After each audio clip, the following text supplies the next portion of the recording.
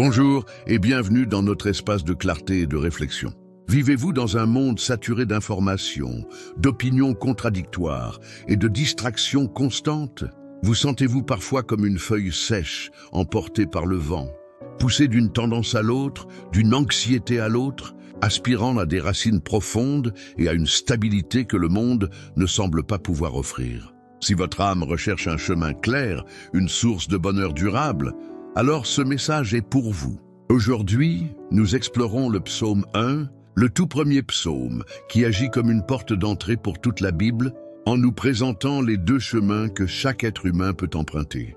Avant de découvrir la carte de ces deux chemins, je voudrais vous inviter à faire partie de notre caravane de voyageurs spirituels. Si vous cherchez un lieu de soutien et de croissance, je vous invite de tout cœur à rejoindre notre famille de guerriers de la prière en vous abonnant à cette chaîne. Votre présence est un témoignage que nous ne sommes pas seuls sur la route. Et si vous croyez que ce message peut servir de boussole à quelqu'un qui se sent perdu, je vous encourage à faire un acte missionnaire très simple. Laissez un « j'aime ». Votre clic est comme un panneau indicateur qui aide l'algorithme à montrer ce chemin à une autre personne qui cherche désespérément une direction dans sa vie. Merci pour votre contribution. Enfin, pour marquer votre décision de choisir le bon chemin, je vous invite à déclarer cette vérité dans les commentaires. Je trouve mon plaisir dans la parole de l'Éternel. Que cette affirmation soit le premier pas de notre voyage aujourd'hui. Et restez impérativement avec moi jusqu'à la fin de cette longue étude, car je partagerai une clé pratique et essentielle pour devenir comme cet arbre planté près d'un courant d'eau qui ne connaît jamais la sécheresse spirituelle. Le psaume 1 commence par une promesse, une déclaration de bonheur. Verset 1, « Heureux l'homme ».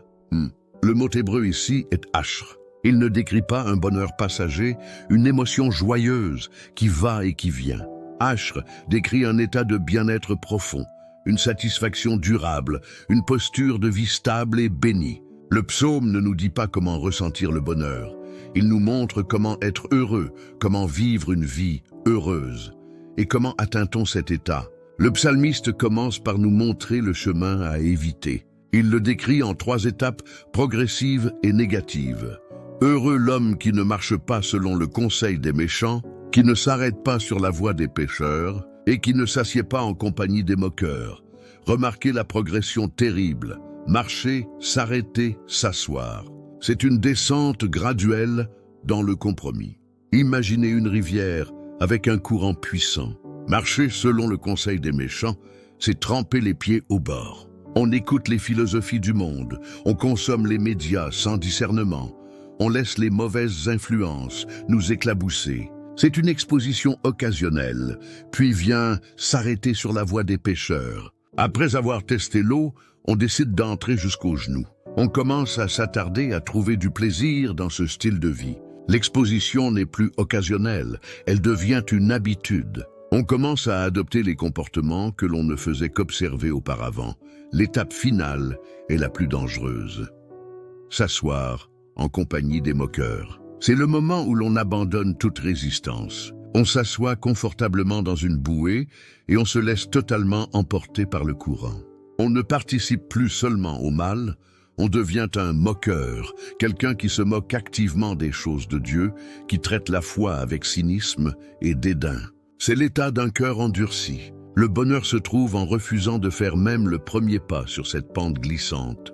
Mais il ne suffit pas d'éviter le mal. Une vie heureuse n'est pas une vie vide. Le verset 2 nous montre le grand « mais », l'alternative positive et vivifiante, mais qui trouve son plaisir dans la loi de l'Éternel et qui la médite jour et nuit. Le secret du bonheur n'est pas seulement dans ce que nous évitons, mais dans ce que nous aimons.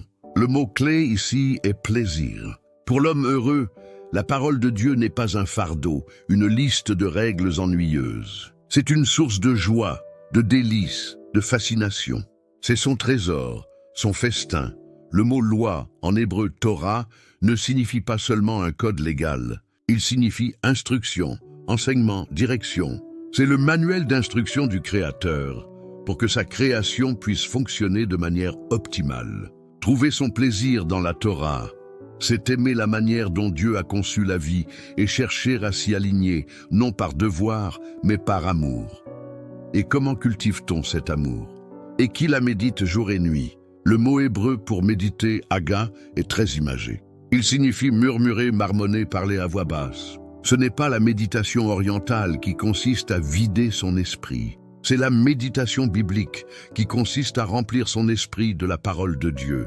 Imaginez une vache qui rumine. Elle broute l'herbe le matin, la lecture. L'avale, puis, plus tard, couchée dans le champ, elle la fait remonter de son estomac pour la mâcher encore et encore, lentement afin d'en extraire tous les nutriments. Méditer la parole, c'est cela. C'est ruminer un verset tout au long de la journée, le répéter, le murmurer, se poser des questions dessus, l'appliquer à nos situations. Cette discipline joyeuse de la méditation, cette immersion constante dans la pensée de Dieu, n'est pas un simple exercice intellectuel.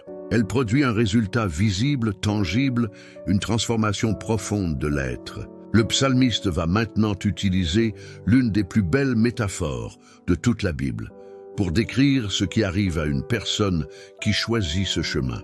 L'image d'un arbre florissant. Le verset 3 déclare « Il est comme un arbre planté près d'un courant d'eau ».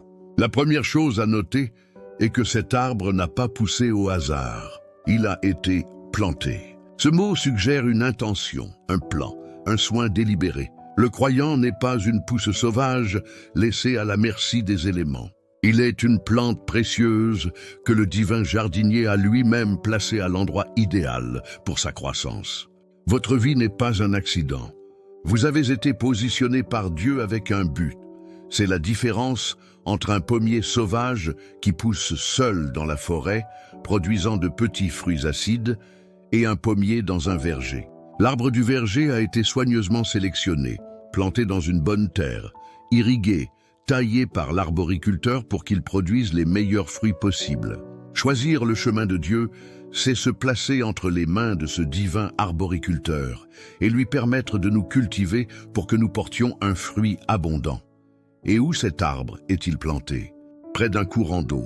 C'est la clé de sa vitalité. Ce courant d'eau est le symbole de la parole de Dieu, la loi de l'Éternel, que l'homme heureux médite jour et nuit. En méditant la parole, il plonge ses racines dans une source de vie inépuisable. Pensez à un arbre qui dépend de la pluie. Sa vie est un cycle de stress et d'incertitude. Il prospère quand il pleut, mais il souffre et se dessèche en période de sécheresse. Sa vitalité dépend des circonstances extérieures. Mais un arbre planté au bord d'une rivière ne s'inquiète pas de la sécheresse. Même si le soleil brûle les champs alentours, ses racines profondes puisent constamment dans la fraîcheur et l'humidité de la rivière. C'est l'image d'une stabilité spirituelle extraordinaire. La personne qui s'abreuve à la parole de Dieu ne dépend plus des circonstances pour sa joie et sa paix. Les sécheresses de la vie, une crise financière, une maladie, une déception peuvent survenir, mais elles n'atteignent pas sa source de vie intérieure, qui reste constante et abondante.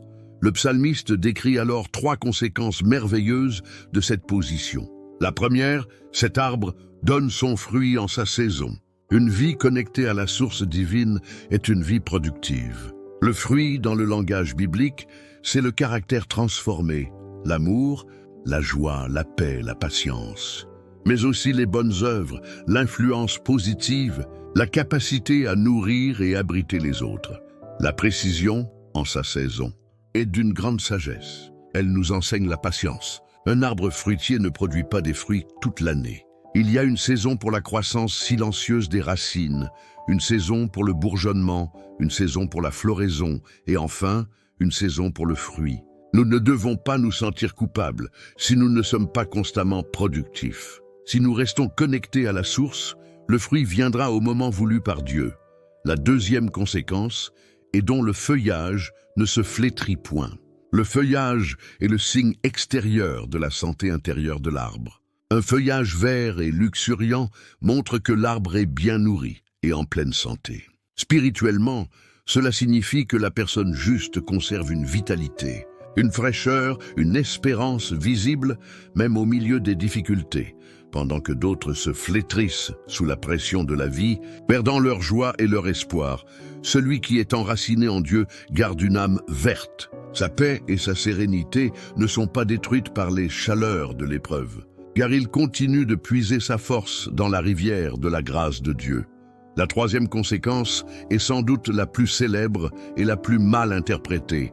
Tout ce qu'il fait lui réussit. Beaucoup ont utilisé ce verset pour prêcher un évangile de la prospérité matérielle, comme si être croyant était une garantie de succès financier et professionnel. Mais ce n'est pas du tout le sens du texte. Le mot hébreu pour réussi, tzalak, signifie accomplir son but, avancer, mener à bien sa mission. Il ne s'agit pas de la réussite selon les critères du monde, richesse, célébrité, pouvoir. Il s'agit de la réussite selon les critères de Dieu. Cela signifie que tout ce que la personne juste entreprend, en alignement avec la volonté de Dieu, portera le fruit spirituel pour lequel Dieu l'a destiné. Cela signifie qu'une telle vie a un sens, un but, un impact éternel. Rien n'est gaspillé. Même les échecs, vus avec les yeux du monde, peuvent être une réussite dans le plan de Dieu pour forger notre caractère ou pour bénir quelqu'un d'autre. C'est la promesse d'une vie profondément signifiante et efficace pour le royaume de Dieu. Cette image de l'arbre est la vision de Dieu pour une vie humaine florissante. Stabilité, productivité et vitalité éternelle. C'est le premier chemin, mais le psaume 1 est un psaume de contraste. Après avoir peint ce portrait magnifique, le psalmiste va maintenant nous montrer l'autre chemin, l'autre destinée, avec une métaphore tout aussi puissante, mais infiniment plus tragique. Cette image de l'arbre est la vision de Dieu pour une vie humaine florissante, stabilité, productivité et vitalité éternelle. C'est le premier chemin, mais le psaume 1 est un psaume de contraste. Après avoir peint ce portrait magnifique, le psalmiste commence le verset 4 par une rupture brutale. Il n'en est pas ainsi des méchants. Ces quelques mots agissent comme un coup de tonnerre. Toute la beauté, toute la stabilité que nous venons de contempler est mise de côté. Le psalmiste nous dit « Oubliez tout cela ». La vie de ceux qui choisissent l'autre chemin est radicalement différente. Et il nous donne une nouvelle métaphore. Ils sont comme la paille que le vent dissipe. Pour comprendre la puissance de cette image, il faut se souvenir des techniques agricoles de l'époque. Après la moisson, on battait le blé sur une aire de battage pour séparer le grain de son enveloppe, la paille ou la balle. Ensuite, on jetait le tout en l'air avec une fourche. Le grain lourd et précieux retombait à la verticale. Mais la paille, légère, sèche et sans valeur, était emportée par le moindre souffle de vent. Le contraste avec l'arbre est total et intentionnel. L'arbre est lourd, la paille est légère. L'arbre a des racines profondes, la paille n'en a aucune. L'arbre est plein de vie. La paille est la partie morte de la plante. L'arbre a de la valeur. Fruits, bois, ombre, la paille était balayée et souvent brûlée. C'est l'image d'une vie sans substance, sans stabilité, sans vie spirituelle et sans valeur éternelle.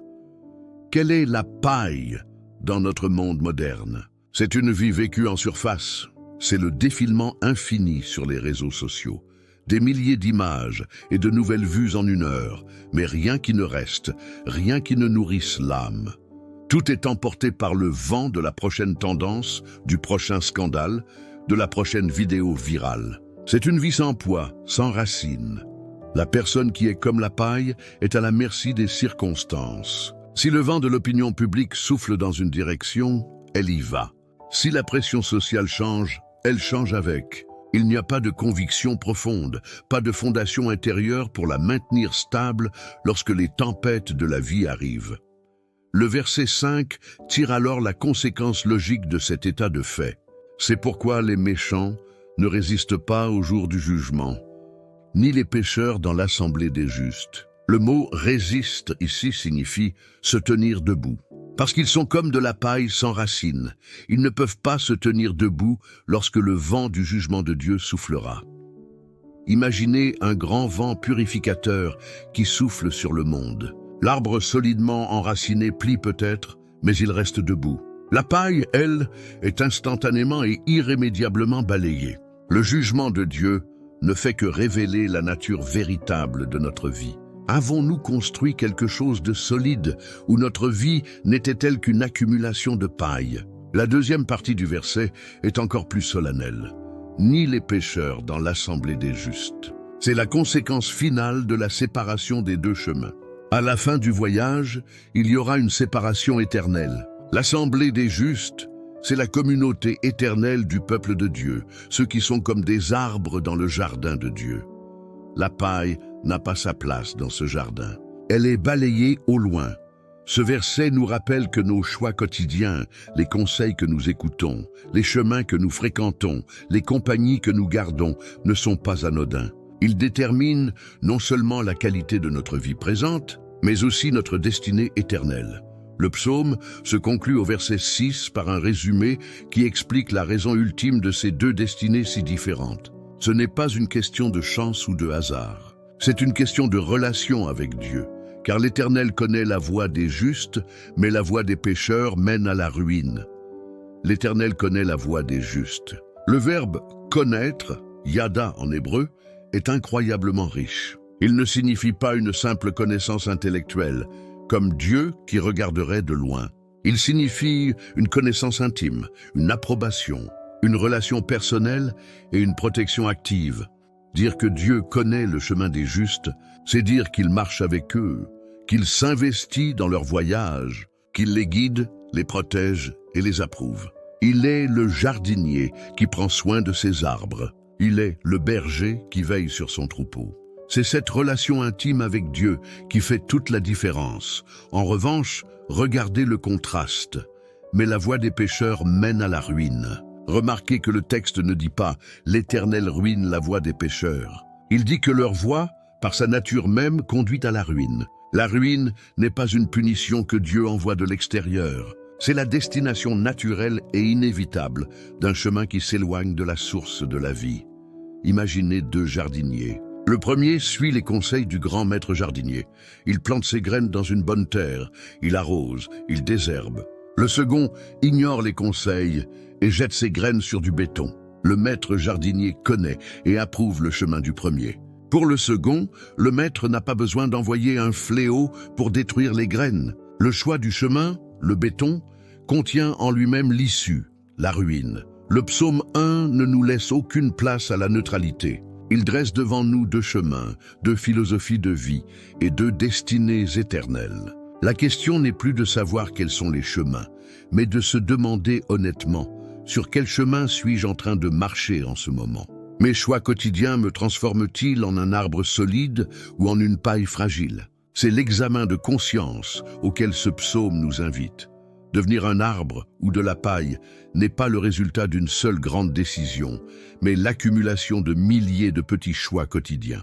C'est comme construire un mur. Chaque brique que l'on pose semble insignifiante. Mais brique après brique, jour après jour, on érige soit une forteresse solide, soit un mur fragile et mal aligné. Nos choix quotidiens sont les briques de notre caractère. Alors comment concrètement choisir le chemin de l'arbre? Le psalmiste nous donne un guide pratique. D'abord, en nous montrant ce qu'il faut élaguer de notre vie, ne pas marcher selon le conseil des méchants. Dans notre monde, cela signifie choisir activement nos sources d'influence. C'est faire le tri dans nos abonnements sur les réseaux sociaux, c'est choisir d'éteindre les émissions ou les podcasts qui promeuvent le cynisme et le matérialisme. Chaque jour, nous sommes bombardés de conseils. Le monde nous dit comment nous devrions penser, ce que nous devrions désirer, ce qui devrait nous rendre heureux. Être un arbre, c'est choisir de filtrer ces conseils à la lumière de la parole de Dieu et de rejeter ceux qui nous éloignent de la vie, ne pas s'arrêter sur la voie des pécheurs. Cela concerne nos habitudes et les lieux que nous fréquentons. Une chose est d'être en contact avec le monde pour être une lumière. Une autre est de s'arrêter et de garer sa vie sur le territoire de l'ennemi. Cela nous appelle à examiner nos loisirs, les endroits où nous passons notre temps libre. Ces lieux nous construisent-ils ou nous démolissent-ils? Ne pas s'asseoir en compagnie des moqueurs. Cela touche à nos relations les plus proches. Il est dit que nous sommes la moyenne des 5 personnes avec qui nous passons le plus de temps. Si notre cercle intime est rempli de moqueurs, de personnes cyniques qui dénigrent la foi et les valeurs spirituelles, leur attitude finira inévitablement par nous déteindre. Choisir le chemin de la vie, c'est rechercher activement la compagnie de ceux qui nous inspirent à grandir. Mais comme nous l'avons dit, il ne suffit pas d'éviter le négatif. Il faut cultiver activement le positif. C'est le secret du verset 2. Trouver son plaisir dans la parole de Dieu et la méditer. Comment faire de la lecture de la Bible un plaisir et non une corvée? Il faut changer notre approche. Ne lisons pas la Bible comme un livre de règles ou un manuel d'histoire. Lisons-la comme une lettre d'amour. Quand on reçoit une lettre de la personne que l'on aime le plus au monde, on ne la lit pas par obligation. On la dévore, on la relit, on cherche à déceler le cœur de l'auteur derrière chaque mot. La Bible est la lettre d'amour de Dieu pour nous, qui nous révèle son cœur. Pour en faire un plaisir, variez les approches. Écoutez la Bible en audio. Lisez une traduction différente, plus moderne. Lisez un livre en entier d'une seule traite pour en saisir le contexte. Ou à l'inverse, passez une semaine entière sur un seul verset en l'explorant sous toutes ses facettes. Demandez à Dieu de vous donner faim et soif de sa parole. Et comment la méditer jour et nuit dans une vie bien remplie. Il ne s'agit pas de s'isoler pendant des heures. Il s'agit d'intégrer la parole dans le tissu de notre journée. Choisissez un verset le matin. Écrivez-le sur un post-it et collez-le sur votre écran d'ordinateur. Faites-en le fond d'écran de votre téléphone. Répétez-le dans votre tête pendant que vous conduisez ou que vous faites la vaisselle. Transformez ce verset en une prière personnelle. Si vous lisez « L'Éternel est mon berger », priez « Seigneur, merci d'être mon berger aujourd'hui. Guide-moi, protège-moi, nourris-moi ». C'est cela, la méditation active. C'est laisser la parole de Dieu infuser nos pensées, nos prières et nos actions tout au long de la journée. Ces disciplines pratiques, la curation de nos influences et la méditation de la parole sont les actions que nous posons pour planter notre vie dans la bonne terre. Mais une fois plantée, comment se produit la croissance? Ce n'est pas par notre propre force. C'est en puisant dans la source de vie inépuisable, le courant d'eau qui est la grâce de Dieu. Le psalmiste va maintenant nous montrer que la vie du juste n'est pas une vie d'efforts acharnés, mais de connexion profonde. L'arbre ne lutte pas pour grandir. Il ne fait pas d'efforts pour sortir ses feuilles ou produire ses fruits. Il grandit naturellement, sans effort, simplement parce que ses racines sont connectées à la source d'eau. C'est une image puissante de la vie chrétienne basée sur la grâce et non sur les œuvres. Notre croissance spirituelle n'est pas le résultat de nos efforts pour être meilleurs, mais le fruit de notre connexion à la source de vie qui est Christ. Imaginez un smartphone dernier cri. Il peut avoir le processeur le plus puissant, les meilleures applications, un design parfait. Mais si sa batterie est à plat, il n'est qu'un objet inerte et inutile. Nos efforts personnels pour être bons sont comme essayer d'utiliser un téléphone déchargé. La méditation de la parole et la prière sont les gestes par lesquels nous branchons notre âme au chargeur de la grâce de Dieu. La puissance ne vient pas de l'appareil, mais de la source à laquelle il est connecté. C'est pourquoi l'arbre donne son fruit en sa saison. Le fruit n'est pas fabriqué, il pousse. L'amour, la joie, la paix, la patience, le fruit de l'esprit ne sont pas des choses que nous pouvons produire par la force de notre volonté. Ce sont les conséquences naturelles d'une vie dont les racines boivent profondément à la présence de Dieu. Notre responsabilité n'est pas de produire du fruit, mais de rester connecté à la source. Le fruit viendra de lui-même, en sa saison.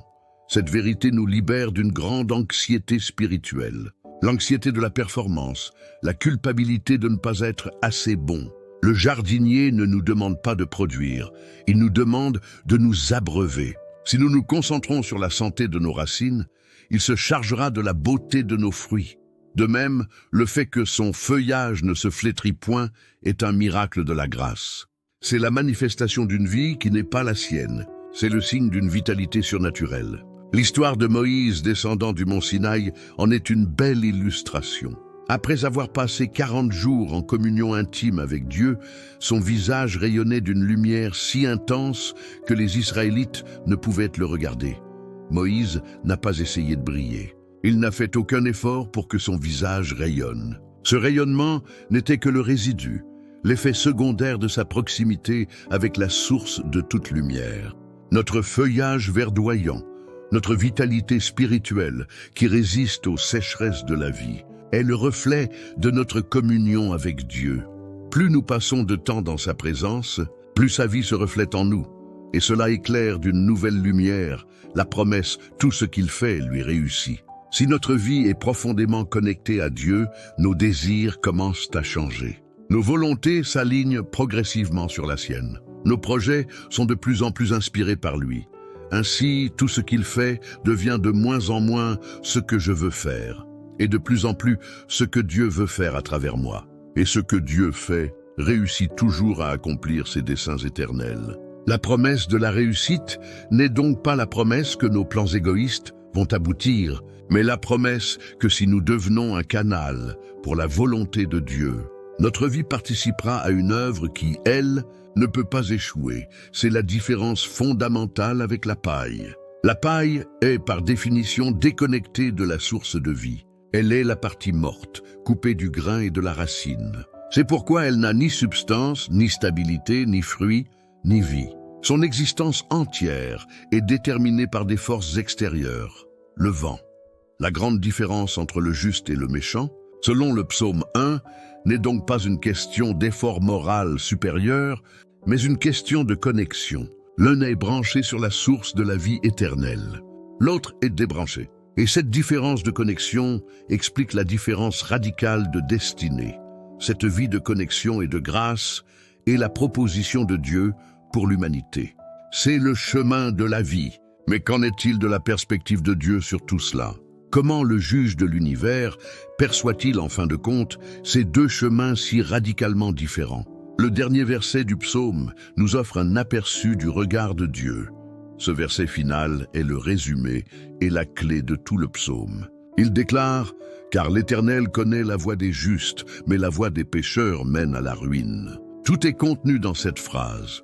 Concentrons-nous d'abord sur la première partie, car l'Éternel connaît la voie des justes. Le verbe « connaître », en hébreu « yada », est l'un des mots les plus profonds de la Bible. Il ne s'agit pas d'une connaissance froide, distante et intellectuelle, comme un scientifique qui observe des insectes.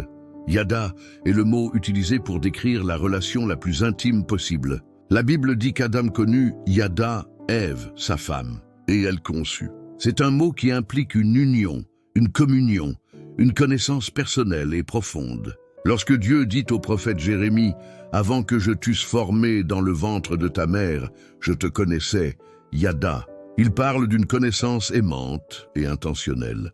Quand le psaume dit que l'Éternel connaît la voie des justes, cela signifie donc qu'il est intimement impliqué dans leur voyage. Il ne regarde pas de loin, il marche avec eux. Il connaît leurs espoirs, leurs peurs, leurs luttes. Il approuve leur chemin, il le sanctionne de sa présence. C'est le regard d'un père fier et aimant qui accompagne son enfant. Jésus reprendra cette idée dans l'évangile de Jean en disant « Je suis le bon berger, je connais mes brebis et mes brebis me connaissent ». Cette connaissance est le fondement de notre sécurité, parce qu'il nous connaît par notre nom. Il nous protège, nous guide et nous ne nous perdrons jamais. La voie des justes est une voie connue, un chemin relationnel. Maintenant, regardez le contraste saisissant dans la deuxième partie du verset. Mais la voie des pécheurs mène à la ruine. Le texte ne dit pas « Dieu ne connaît pas la voie des pécheurs ». Bien sûr qu'il la voit. Ce qu'il dit est bien plus profond. Il dit que le chemin lui-même, par sa nature intrinsèque, conduit à la perdition. La ruine n'est pas tant une punition active envoyée par Dieu, mais la conséquence naturelle et inévitable d'une vie déconnectée de la source de toute vie.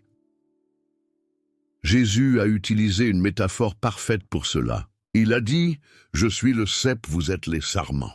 Un sarment, une branche, qui reste attachée au cep reçoit la sève, la vie, et porte du fruit. Mais que se passe-t-il si l'on coupe le sarment ?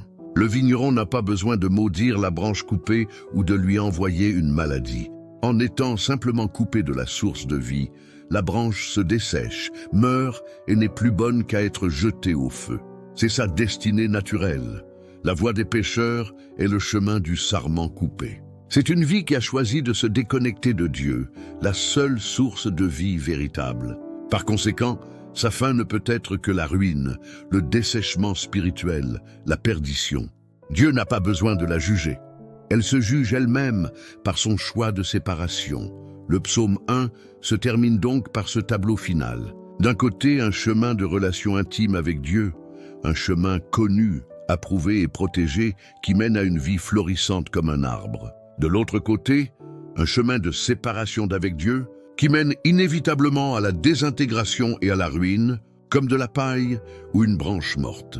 Ce psaume est la déclaration la plus claire qui soit que la neutralité n'existe pas. Chaque jour, par nos petites et grandes décisions, nous marchons sur l'un de ces deux chemins. Chaque jour, nous nous rapprochons soit de l'état de l'arbre, soit de celui de la paille. Face à ce regard divin, face à ces deux destinées si clairement exposées, le psaume 1 nous laisse au seuil de la plus grande décision de notre vie. Le choix nous appartient. Il est temps maintenant de répondre à cette invitation. Il est temps de passer de la connaissance à la consécration, de l'analyse à l'adoration, et de faire de la voix des justes la prière de notre cœur.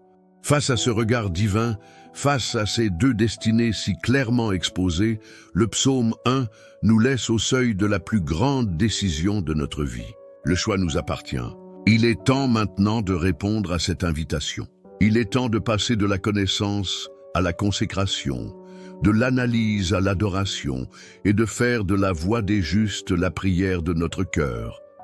Je vous invite maintenant à vous joindre à moi dans un moment de prière. Ce ne sont que des mots, mais s'ils sont priés avec un cœur sincère, ils peuvent être le début d'un chemin nouveau ou la confirmation d'un chemin déjà choisi.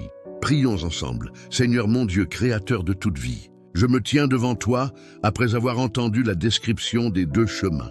Je reconnais qu'il y a en moi une tendance à écouter le conseil des méchants, à m'arrêter sur la voie du péché et à me complaire dans le cynisme. Pardonne-moi, Seigneur. Aujourd'hui, je fais un choix conscient. Je renonce au chemin de la paille. Je ne veux plus être emporté par les vents changeants de ce monde. Je choisis le chemin de l'arbre. Je choisis la vie. Je choisis de marcher sur le chemin que tu connais et que tu approuves. Père, je te demande de changer mon cœur. Enlève de moi tout dégoût pour ta parole et place en moi un plaisir, un délice nouveau pour tes instructions. Donne-moi une faim et une soif spirituelle pour ta vérité. Que ta parole soit pour mon âme plus douce que le miel. Je prie pour que tu me plantes fermement près de tes courants d'eau. Aide-moi, par ton esprit, à méditer ta parole jour et nuit, non comme un devoir, mais comme une conversation continue avec toi. Que mes racines spirituelles plongent profondément dans ton amour et ta grâce, afin que je puisse te rester fidèle, même dans les temps de sécheresse. Seigneur, je désire porter du fruit pour ta gloire. Fais grandir en moi le fruit de l'esprit, l'amour, la joie, la paix, la patience. Fais en sorte que ma vie soit une source de nourriture et d'ombre pour les autres. J'accepte ton en sa saison et je te fais confiance pour le timing de ma croissance. Garde mon feuillage toujours vert, que mon espérance en toi ne se flétrisse jamais. Je soumets mes projets et mes ambitions à ta volonté. Que tout ce que je fais réussisse selon tes critères éternels. Fais de ma vie une œuvre qui a du sens et un impact pour ton royaume. Je me confie à toi, mon jardinier divin. Prends soin de moi, fais-moi grandir. Amen. Cette prière de consécration est l'acte le plus important que nous puissions faire. C'est le choix de se laisser planter. Au début, je vous ai promis une clé pratique pour devenir comme cet arbre qui ne connaît jamais la sécheresse spirituelle. La voici. C'est une méthode simple, accessible à tous, que j'appelle l'arrosage quotidien. Elle est basée sur la formule 1-1. 1. Une minute de lecture. Chaque matin, avant toute autre chose, lisez un seul verset de la Bible, pas un chapitre, pas une page, juste un verset. L'objectif n'est pas la quantité, mais la qualité. Cela rend l'habitude facile à tenir, même les jours les plus chargés. Une pensée à méditer. De ce seul verset, extrayez une pensée, une promesse ou une instruction clé. C'est la nourriture que vous allez ruminer tout au long de la journée. Par exemple, si le verset est celui de l'arbre, la pensée pourrait être « Ma source de vie est en Dieu, pas dans mes circonstances ». Chaud. Une prière simple. Transformez cette pensée en une prière d'une seule phrase que vous pouvez répéter facilement. Par exemple, « Seigneur, Aide-moi aujourd'hui à puiser ma force en toi et non dans le monde qui m'entoure. Répétez cette prière dans votre voiture, au bureau, dans les moments de stress. Une minute de lecture, une pensée à méditer, une prière simple à répéter. C'est l'arrosage quotidien. Cette pratique simple, si elle est faite avec constance, plongera les racines de votre âme si profondément dans le courant d'eau de la grâce de Dieu que vous commencerez à voir le fruit et la stabilité de l'arbre se manifester dans votre vie. Nous sommes arrivés au terme de notre méditation sur le psaume 1. Si ce message a éclairé votre chemin ou a renforcé votre décision de suivre le chemin de la vie, je vous invite une dernière fois à rejoindre notre communauté. Faites partie de notre famille de guerriers de la prière en vous abonnant à la chaîne. C'est un encouragement pour nous et une manière de rester connectés pour continuer à grandir ensemble. N'oubliez pas également votre j'aime missionnaire. C'est un vote de confiance qui peut aider une autre personne perdue à la croisée des chemins à trouver cette vidéo et, espérons-le, une nouvelle direction pour sa vie. Et si vous connaissez quelqu'un qui se sent comme de la paille emportée par le vent, sans but et sans stabilité, partagez ce message avec lui ou elle. C'est peut-être la parole d'espoir dont cette personne a besoin aujourd'hui. Maintenant que nous avons découvert avec le psaume 1 la carte des deux chemins et la description de la vie heureuse, peut-être que votre cœur désire connaître plus intimement celui qui nous guide sur ce chemin. Qui est-ce le jardinier qui nous plante et le berger qui nous nourrit? Si tel est le cas, je vous invite à nous rejoindre pour notre prochaine méditation sur le psaume 23, où nous découvrirons la relation personnelle et tendre avec le bon berger. D'ici là, choisissez chaque jour le chemin de la vie. Plantez vos racines près du courant d'eau et soyez bénis.